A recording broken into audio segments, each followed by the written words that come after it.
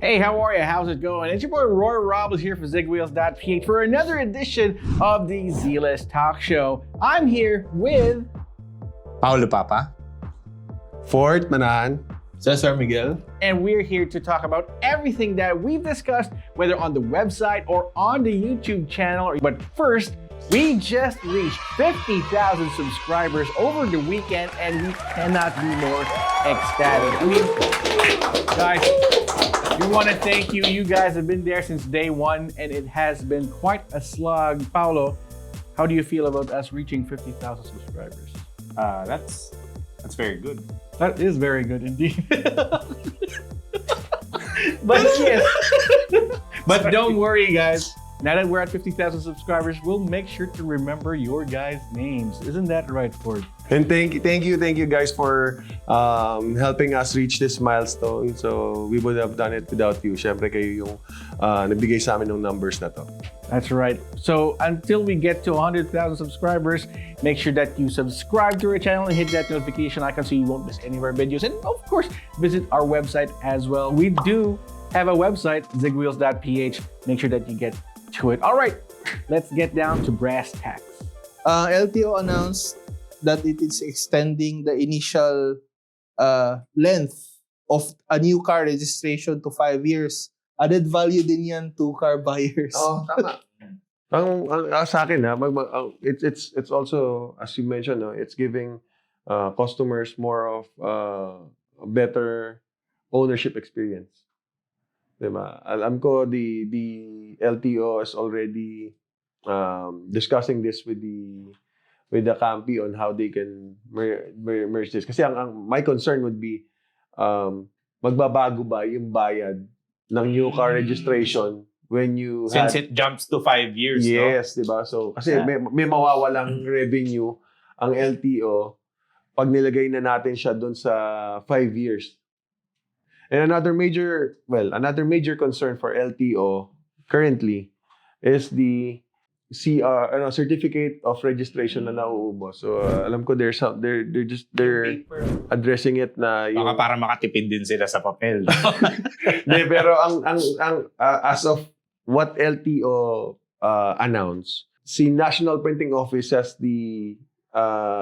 yet to deliver yung yung mga papers na kailangan, yung security papers na yun. As of the moment, they're issuing temporary CRs dun sa mga kumukuha. So I don't know if this only covers older vehicles, pero yun yung ina-address nila ngayon kung paano nila mapapabilis yung pagkaroon ng official certificate of registration.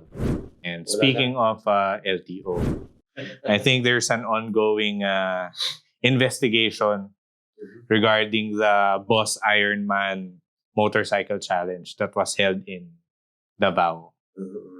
So for those who are following the Land Transportation Office, recently Marcos Lacanilauya was quoted as saying na parang hindi na turismo yung it's no longer promoting local tourism.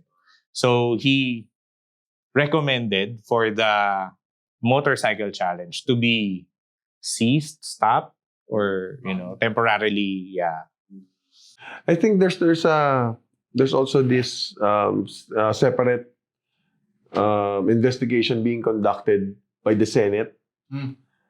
And so it reached the Senate. Yeah, so kasi they're investigating in aid of legislation. To the defense of the organizers, lagi silang nagbibigay ng warning na this is not a race. Honda Cars Philippines has just updated its CRV nameplate. So for this time around, the model now has two HEV variants, which is the VXE HEV and the new RSE HEV, which is an all-wheel drive. So, as mentioned earlier, also has that ICE version, which they now call the Hunt, which is an adventure-oriented crossover. Per HCPI President Rie Miyake, this is more of addressing the request of its customers. So, what can you add more about the vehicle? Maybe a lot of those who buy the CRVs are using it for like camping or because it turns out a lot of customers are asking for a more robust and off-road and outdoorsy version of the SUV, diba? How much is it priced? They're saying that it starts between 2.788 million pesos. Now, that might sound quite a lot, but you have to understand that the CRV is just more than a crossover SUV. It's basically something that extends more of your personality as you go off-road, or whether you want to go off-road going to the nearest grocery store, but that's just what the CRV is. So, for those who know, Mitsubishi and Nissan, they are alliance partners, right? And they did the same thing with the best-selling MPV here in the Philippines, which is the Expander. Yes, congratulations, Mitsubishi. Yes. And its cousin, the Livina. Yeah. So the Mitsubishi Versa van also seats 15 packs.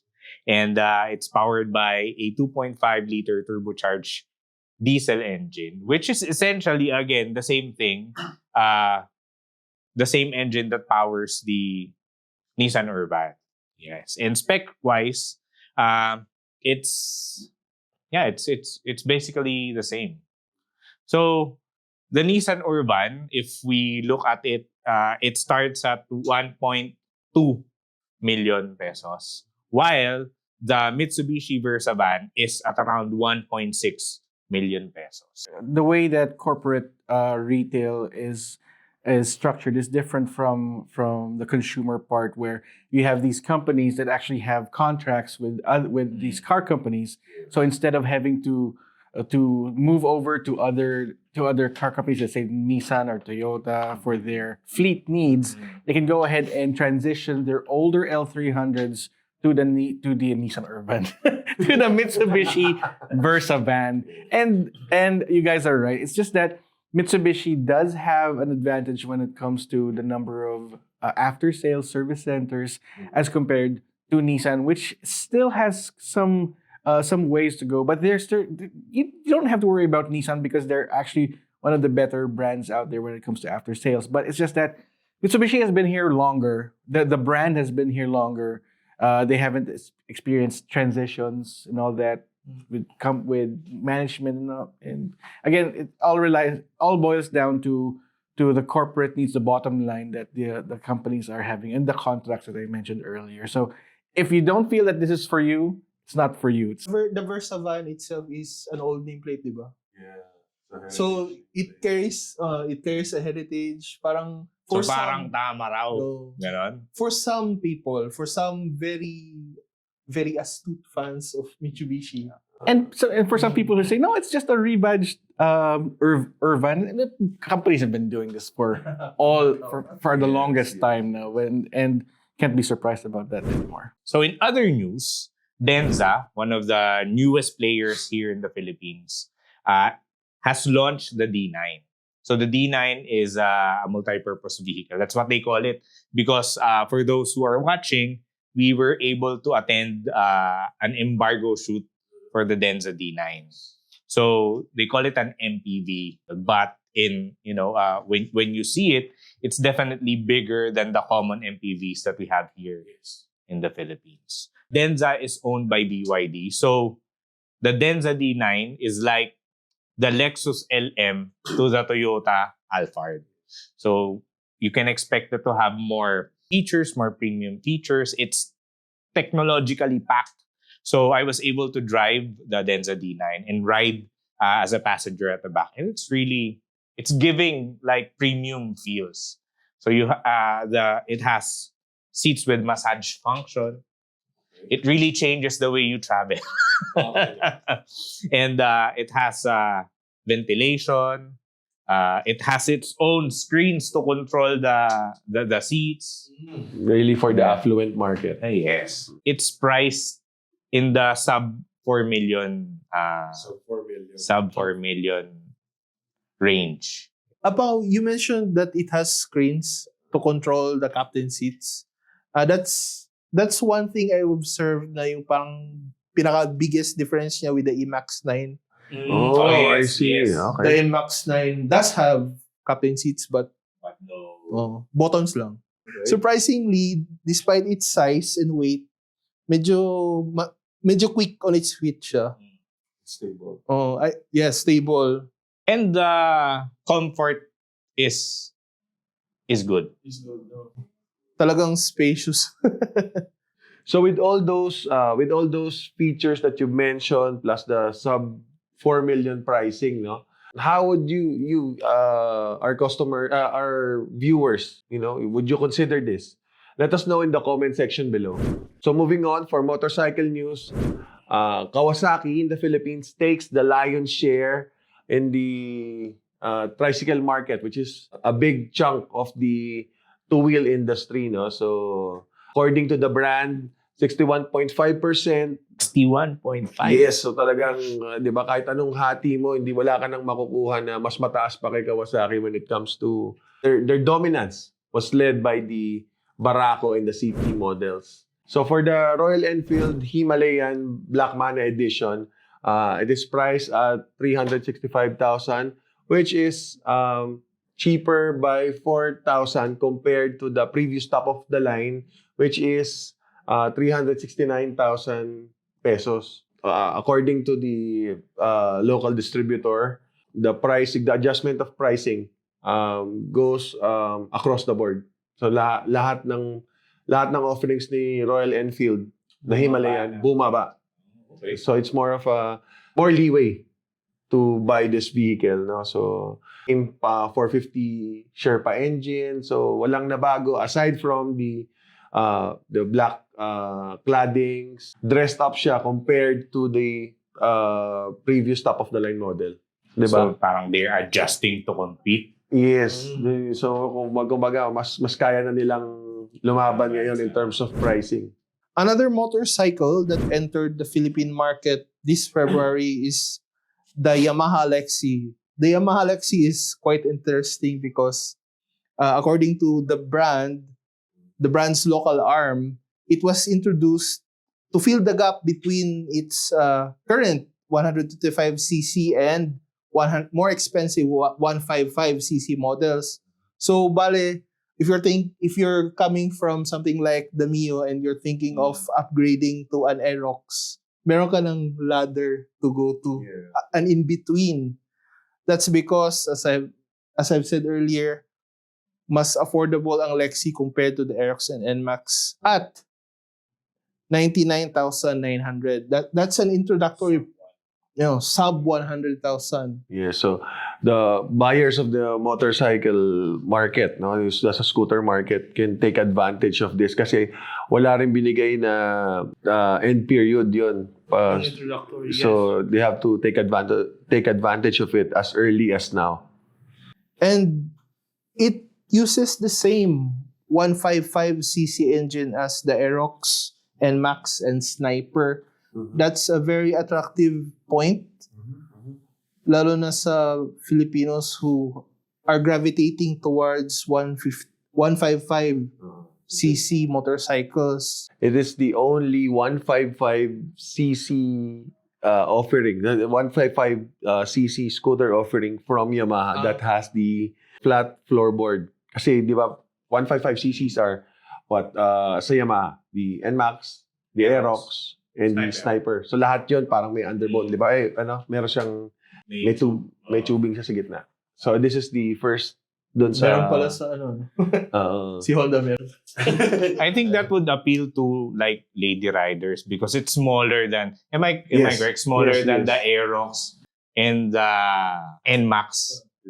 Slightly, no? Tsaka maluwag they designed seat na talagang maluwag, malaki yung seat niya. But the body itself is slightly smaller and narrower than the Aerox and NMAX. So there you have it, guys. All the news, all the events that caught our interest for the month of February, only here at zigwheels.ph. Now let's go ahead and wrap up this monthly wrap-up by giving you guys our favorite cars that were reviewed on the channel and on the website this past month. Let's start with Paolo. What is your favorite car? First, you're back. Yeah, don't remind me Like why I magic. left.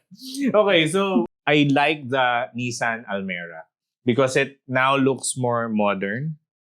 And despite it, on the paper, only having 100 horsepower, it feels a lot faster.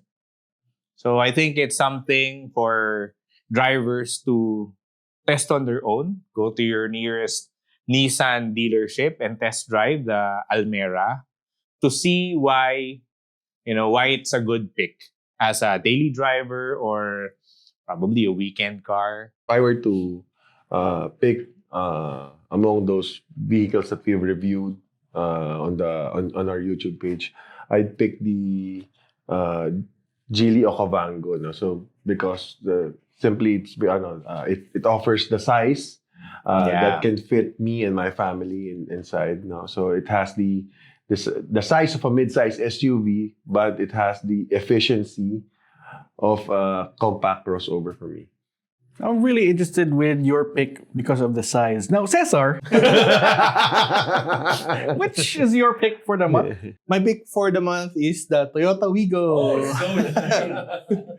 As we all know, it's been out for a while, but it still captures my attention because of its affordability, its small form factor. Alam niyo na, yung mga ganyan na size ng vehicles.